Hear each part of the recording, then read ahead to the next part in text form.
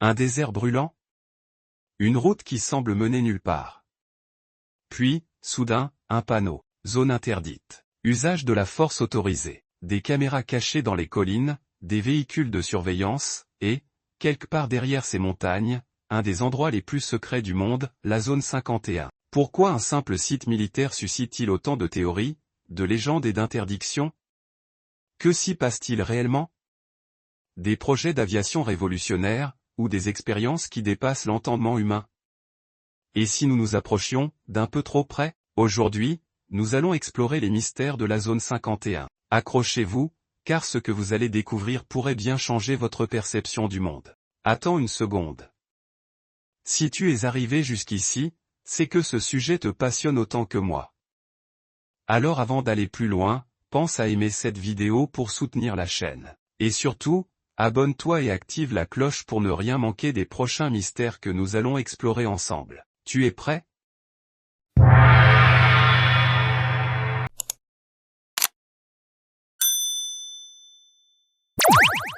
Très bien. Continuons.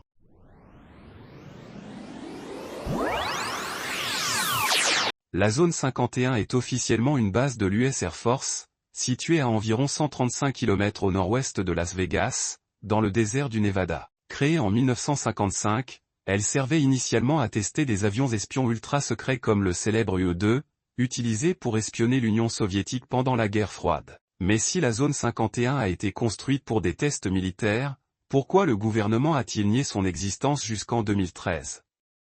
Pourquoi un tel niveau de confidentialité pour une simple base aérienne? Et pourquoi des documents gouvernementaux récemment déclassifiés mentionnent-ils encore des zones censurées concernant ces activités? Les premiers doutes surgissent dans les années 1980, lorsqu'un homme brise le silence.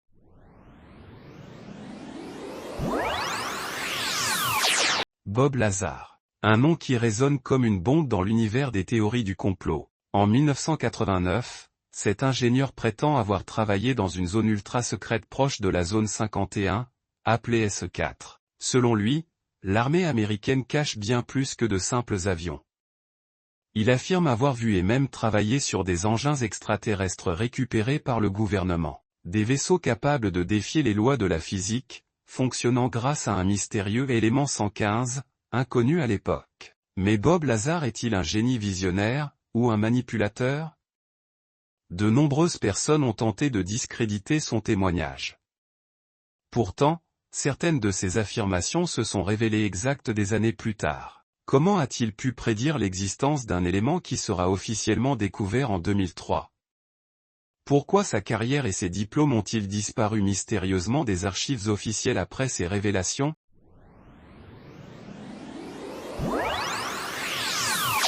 Depuis des décennies, des centaines de témoins affirment avoir vu des phénomènes étranges aux abords de la zone 51. Des objets lumineux en déplacement rapide, des formes impossibles, des silences assourdissants suivis d'explosions sourdes. J'étais là avec mon télescope, et j'ai vu une lumière zigzaguer dans le ciel à une vitesse impossible. Elle a disparu en une fraction de seconde. Ce n'était pas un avion, j'en suis sûr. Coïncidence, ou technologie avancée testée dans le plus grand secret? Pourquoi l'armée refuse-t-elle catégoriquement de commenter ces observations?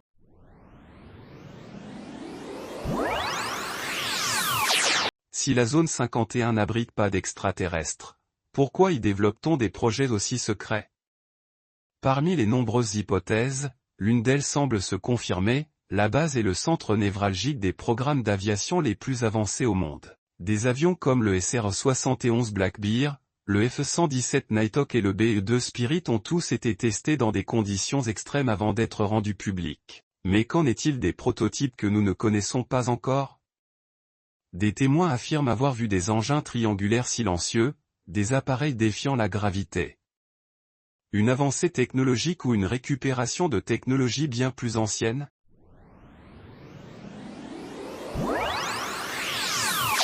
La zone 51 est entourée de mystères, mais aussi de menaces. Plusieurs témoins ayant révélé des informations troublantes sur la base ont vu leur vie basculer. Bob Lazar lui-même affirme avoir été menacé après ces révélations. D'autres chercheurs, ex-employés ou militaires ont disparu du jour au lendemain.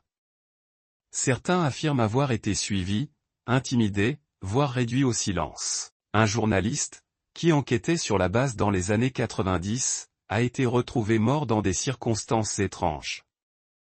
Accident? Ou message d'avertissement? Pourquoi tant de pression sur ceux qui tentent de faire éclater la vérité?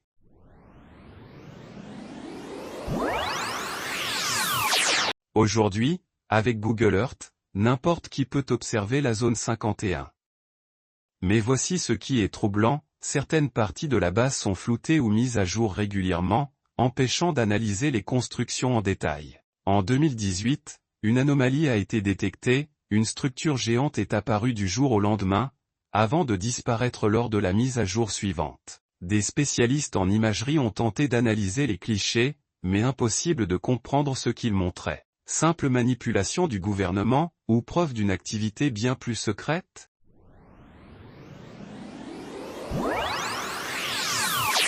La zone 51 n'est peut-être qu'un maillon d'un réseau bien plus vaste. Certains documents et témoignages évoquent l'existence de bases souterraines interconnectées, comme la mystérieuse base de Dulce au Nouveau-Mexique, où des expériences biologiques auraient lieu. D'autres rumeurs parlent de l'installation de Wright-Patterson, où des fragments de technologies extraterrestres auraient été envoyés après le crash de Roswell. Pourquoi ces bases sont-elles toutes si secrètes? Qu'est-ce qui pourrait nécessiter un tel niveau de protection, des milliers de mètres sous terre?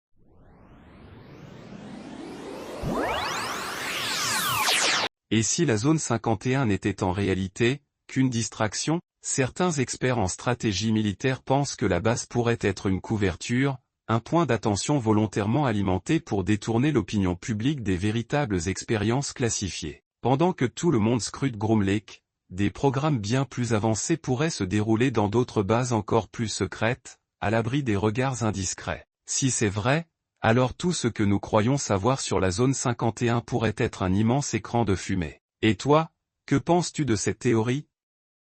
Laisse-moi ton avis en commentaire.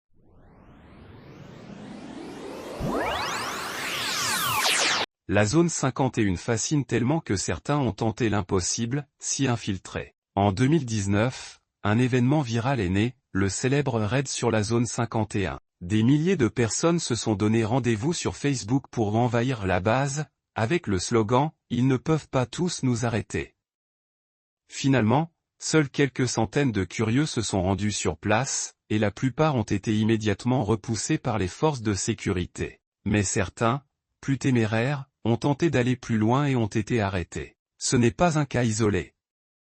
Depuis des années, des enquêteurs indépendants, des passionnés et même des youtubeurs ont tenté de s'approcher des zones interdites. Certains affirment avoir vu des lumières étranges ou entendu des bruits survenant du sol, avant d'être interceptés. Un homme a même réussi à filmer une entrée souterraine dissimulée dans les montagnes avant que son matériel ne soit confisqué. Coïncidence, ou dissimulation de quelque chose d'encore plus grand?